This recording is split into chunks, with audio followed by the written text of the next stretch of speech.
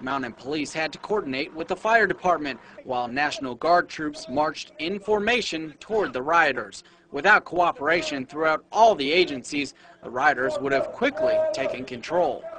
I think everybody learned a little bit. Mistakes are made, but we'd rather make those mistakes here than in a real situation. This was the fourth year the agencies have participated in this drill, and organizers say the old adage, practice makes perfect, certainly holds true in the face of disaster. And then, see, you talk about this, and mainstream writes articles about me like I'm crazy, making up troops and troop deployments when it's the Army Times, the Army War College. Hundreds of newspapers have announced it, and then I say, hey, that's tyranny, and they go, shut up, Jones doesn't exist. InfoWars story on illegal Tennessee checkpoint prompts action by governor. Friday, listeners pointed out local news saying the Army was going to be out, regular Army running checkpoints, searching citizens with police. The governor got called, our listeners called. The Whiteville Police Department had plans to conduct a seatbelt checkpoint on Saturday, April 4th at Highway 64 within the city limits of Whiteville. The checkpoint was planned to be in conjunction with Homeland Security and the 251st Military Police in Bolivar. After learning about this, I contacted Representative Johnny Shaw, who represents that area, ask you about this. Representative Shaw, you looked into this, and can you tell me what you've learned and where this stands now? I can. Actually, this has been canceled. Some calls were made to the governor's office about this on earlier today, this Friday, and of course the governor just simply said, I don't need another headache. It was a bad idea in the first place. I mean, during this climate, in this day and time which we live, can you imagine the Army stopping you for a seatbelt check, you know? We'll follow up with you on that, sir, and find out what steps are taken to protect, to see that something like this the public is notified in the future. Definitely we will, because the public should have been notified if it was going to happen, and I'm going to make sure that I call all of the local authorities and ask them not to do this anymore, but if they should even attempt to make sure that they contact people like myself and make sure that people are notified as to what is going to happen. Representative John Shaw just joined us for a few minutes, representative from Tennessee, District 80. Sir, thank you for coming on with us. Sure, you're welcome. Thank you for having me, Alex. You bet. Now, we played the clip earlier of you on a local news station talking about Army checkpoints. The governor found out, thanks to you and others, and canceled it. Can you just, in a nutshell, tell us exactly, specifically what was going on? Yes, I can. First of all, I have got to check. Now, I don't have concrete facts, but I don't think the military has, first of all, any jurisdiction to be checking seatbelts. When you look at the fact of a military unit being out, your daughter, my wife, or someone driving through a roadblock with all of these local officials, the Army and everybody out there, I think it's just going to scare people to death.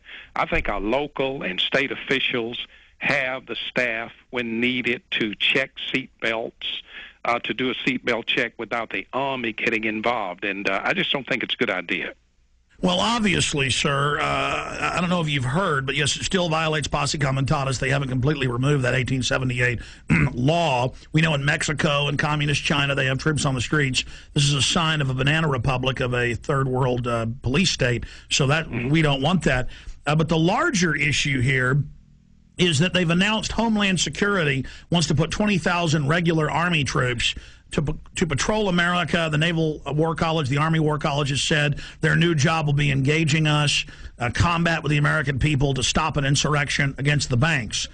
So, A, are you aware of that? B, can you tell us specifically what units, how why the Army was going to be out running checkpoints? Well, I got this news late on Friday, and when I got the news, I immediately jumped on it to try to call some local authorities that I knew first to see what was going on.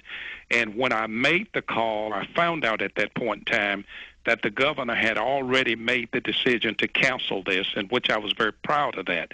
But I am not aware of Homeland Security doing this. I did hear that they would be involved in this roadblock issue on last Friday, but I am not aware of the other part of the question that you asked. Okay, specifically, though, when you talk to the local authorities, whose idea, where did it come from that regular Army is going to be out running checkpoints? I mean, a checkpoint is unconstitutional if you don't have warrants and it's random for the police to do. Now the Army? I mean, again, sir, this is suddenly happening everywhere. This is part of a larger plan. So we as detectives are asking you, any other little tidbits you've got about who was behind this?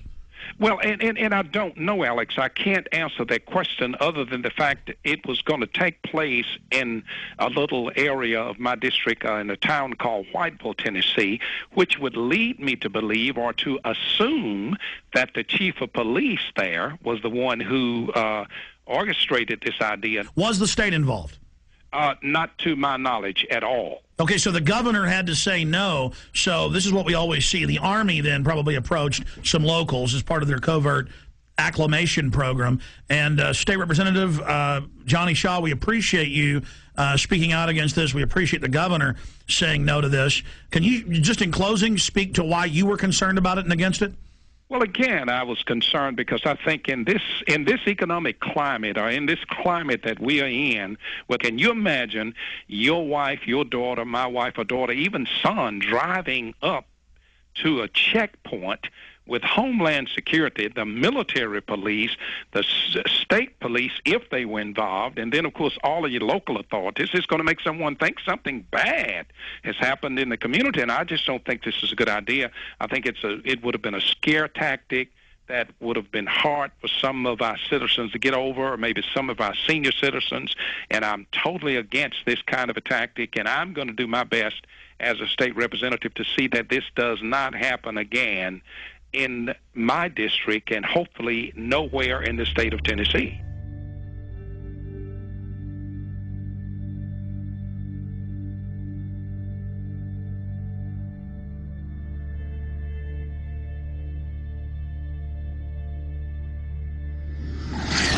Now, this is being done to acclimate the public so they don't panic when troops take over the city hall, the county, the state.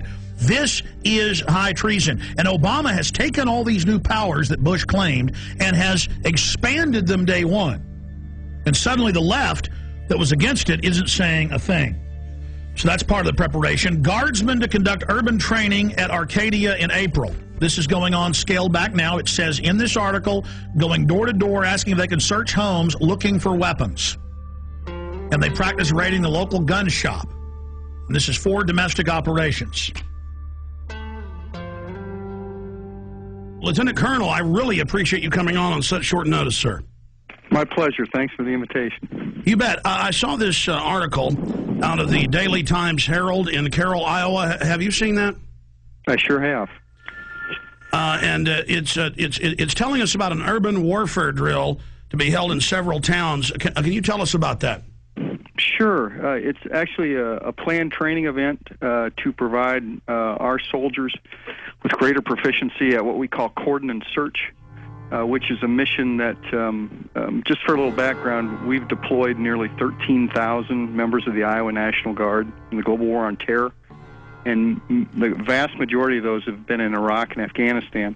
And one of the missions that they perform in Iraq and Afghanistan on multiple occasions is cordon and search, where basically you are trying to get to an area, cordon it off to make sure everything's safe, and then actually search for caches of weapons or other kinds of contraband which could harm American forces and other like Fallujah, what we saw in Fallujah.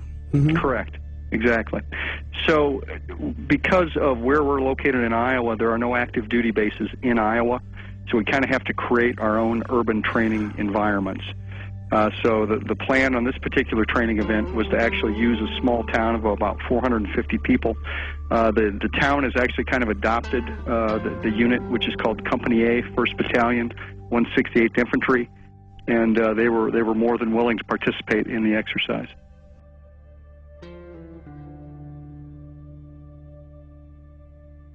Going through this article, I mean, explaining exactly what they're going to do door to door with the houses, what the checkpoints are going to be simulating. Sure. When you're talking about cordon and search operations, you've got several different rings of security that you've got to provide in a particular area. And then it's important that people are treated respectfully as you go house to house, as you're looking for certain items, particularly in our experience in Afghanistan and Iraq. looking for weapon caches, whether those have AK-47s, RPGs, rocket-propelled grenades, that is, any kind of ammunition or any kind of improvised explosive devices, et cetera, et cetera. And our job, when we go on a coordinated search, is to locate those kinds of items. And then there might also be persons of interest that we're interested in, that coalition forces want to talk to or apprehend. Well, let's just boil it down to this. I have video of Army and Marines with role players screaming, "I'm an American, please don't put me in the camp," and the military trying to confiscate their firearms. I mean, certainly you've heard the Army Times and the new directive from Secretary of Defense Robert Gates that they will use the National Guard under federal control for civil insurrection. Are you saying you're not aware of that? No, I'm certainly aware of that, absolutely. But I think you have to look at the role of the National Guard historically. Is that historically we are used in states for disasters overwhelmingly.